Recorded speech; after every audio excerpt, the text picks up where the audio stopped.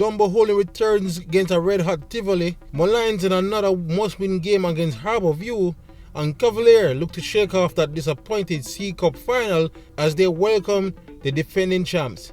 But we start at one place and one place only, in the heart of Clarendon, as it's a Clarendon derby this weekend. Vere hosts Molynes.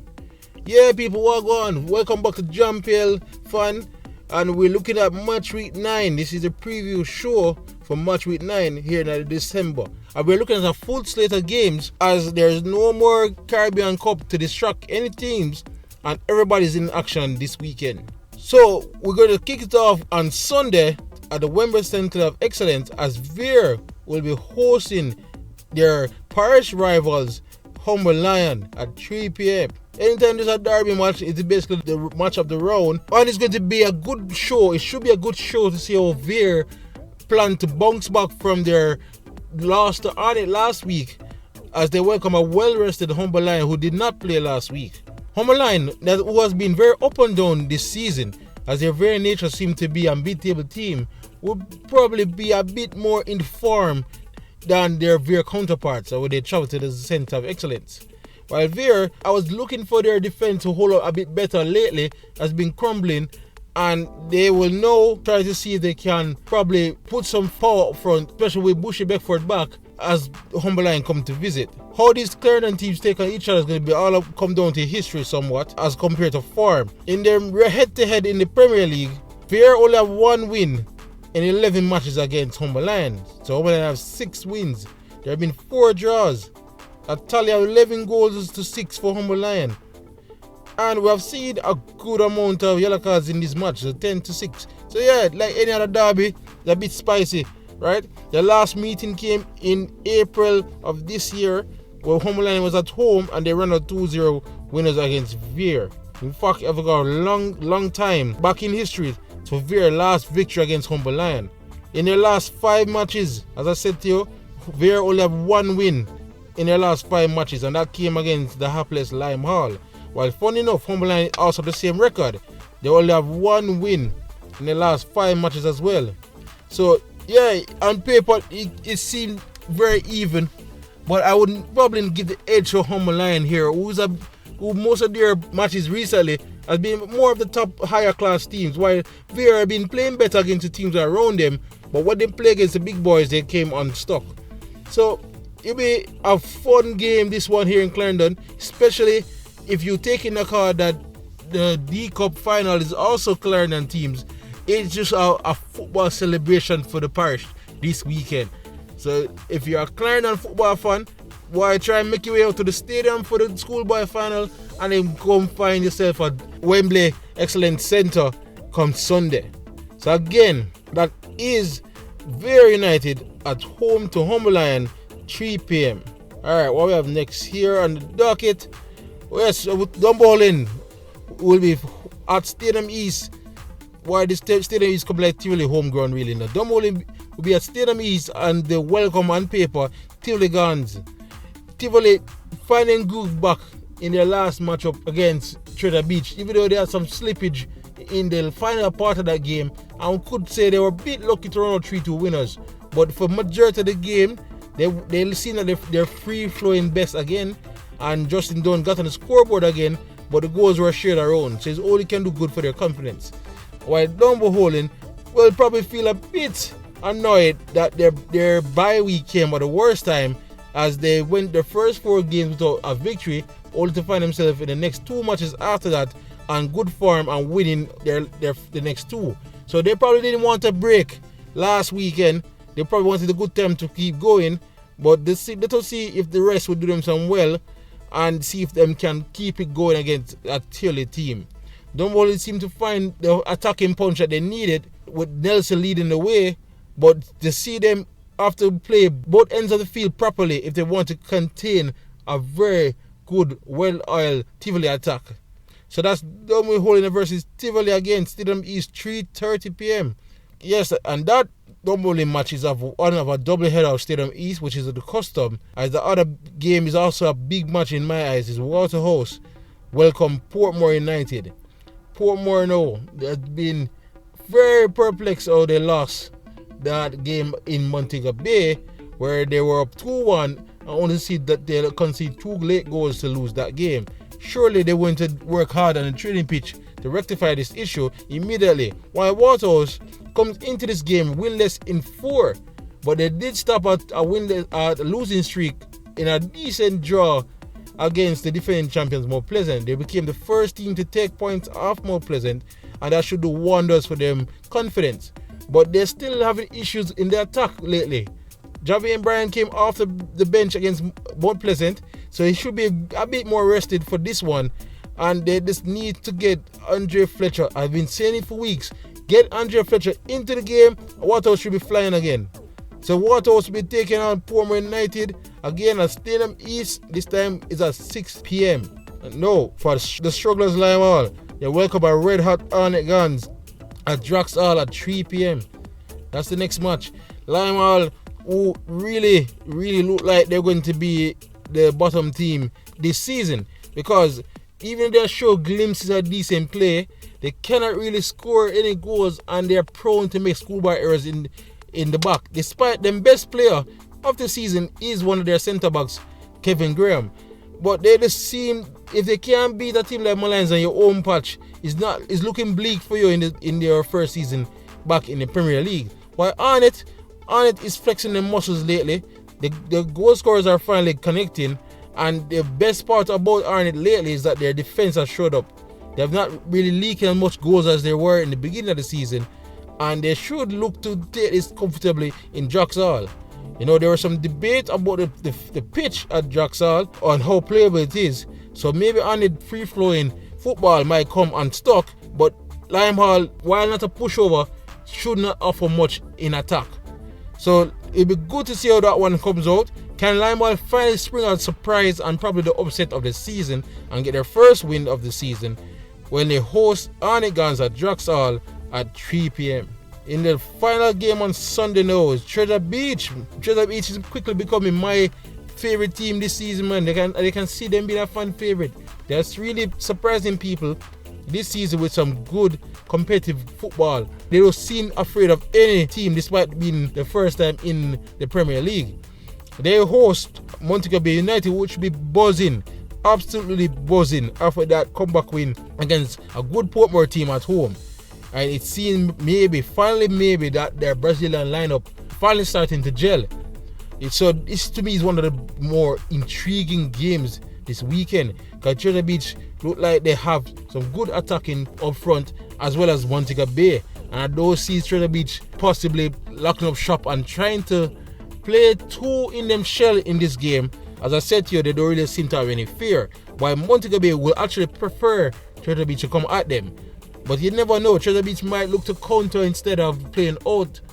But an early goal in this one will make this game explode in my eyes, and it can be a high scoring game for this one. Keep eyes locked at Stets this Sunday at 3 p.m. as Treasure Beach hosts Montego Bay United.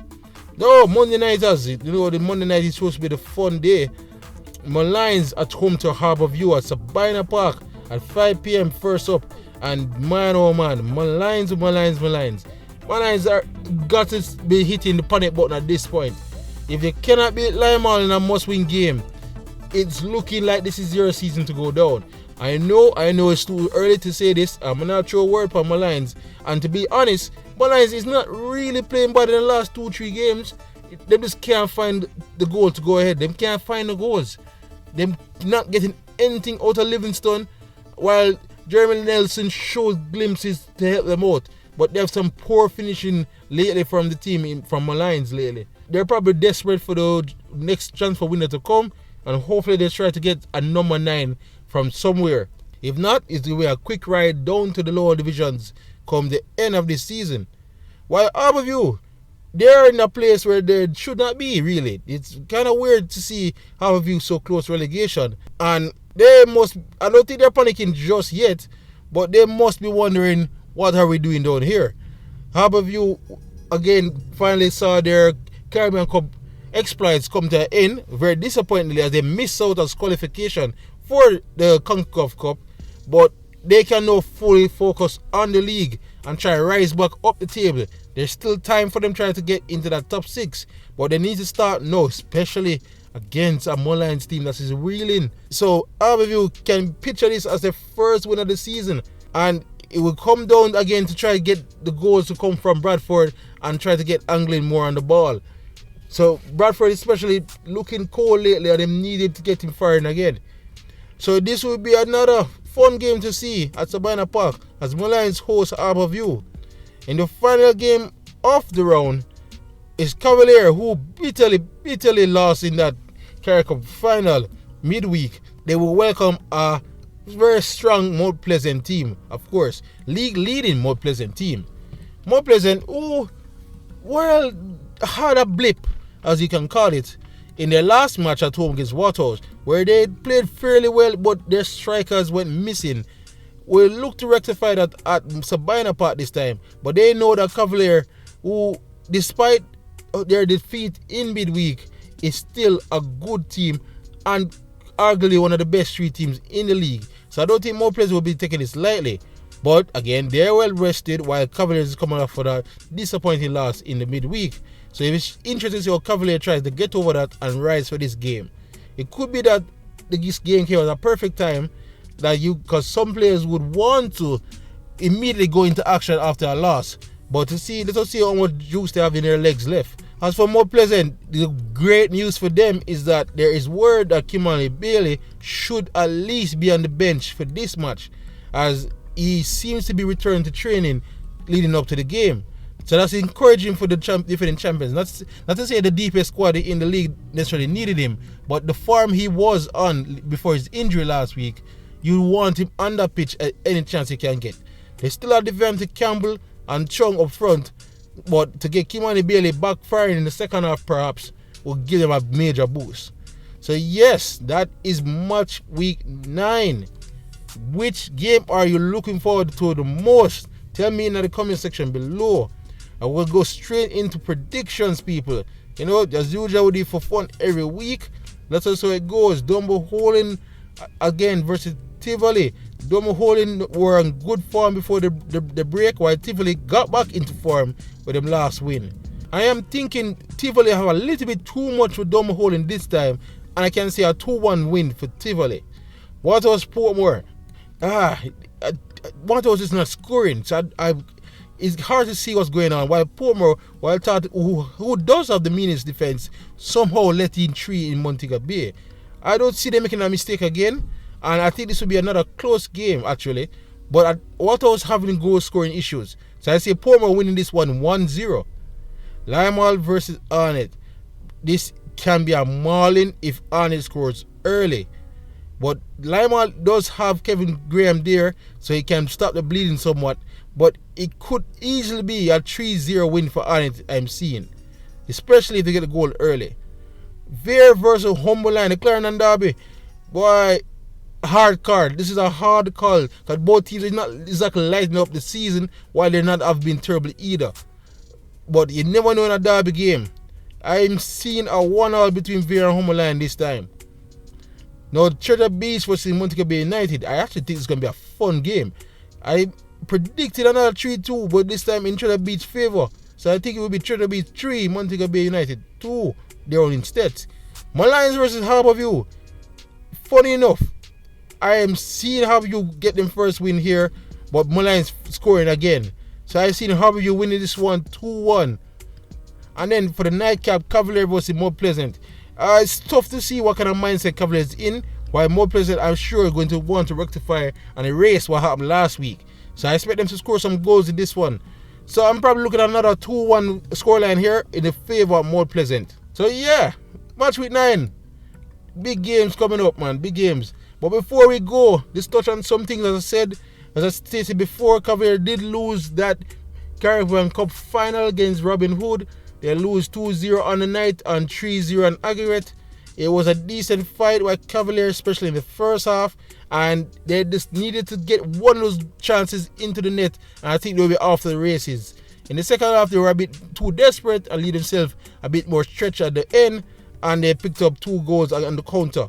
So it's a valiant effort by Cavalier. They missed out on a Caribbean title, but they're still in the Concacaf Caribbean Cup now. So, rather, the Concacaf Champions Cup come next season they will have to start in the first round. Instead of, if they won this game, they'll be in the round of 16. But no, since they lost, they will be in the first round. And they might get a big team and get knocked out early. We don't know. So, still, congratulations to them to qualifying. And we watch eagerly to see how they perform on the regional stage come next season. One more point of note as well. On the Reggae Boys, the Copa America draw was done. And we have gotten what many is considering the group of life, really. I've gotten Venezuela, let me see again, Venezuela, Ecuador, and Mexico in our Group B. Interesting. I can't really complain too much. The group could have been really harder. And you will think, if you're algorithm, you should be thinking we can get out of this group. Because we're familiar with Mexico's game. And Venezuela, while it can be good on their day, it's not a giant in the league. It's not a giant in football. So they think they can peak into that second spot to lead the group. But Copa America is going to be fun, and we're going to watch as fans to see how the Reggae Boys get on in that competition. Alright guys, that's all the news and stuff I can get from around the league right now. So we look forward to JPL action this weekend. As well as, we should mention, let me mention before I run out one more thing. Schoolboy football, we mentioned the D Cup final on Saturday. Money Cup final is actually later this Friday evening. Maybe by the time this video is out, the match will be going on. As Mona welcome Heidel, it will be the first Money Cup victory for each side if they win. So it's an exciting weekend of football for Jamaican fans. Alright, finally, that's it. We're run out now. Enjoy the games this weekend, guys. See you back Tuesday for the review show.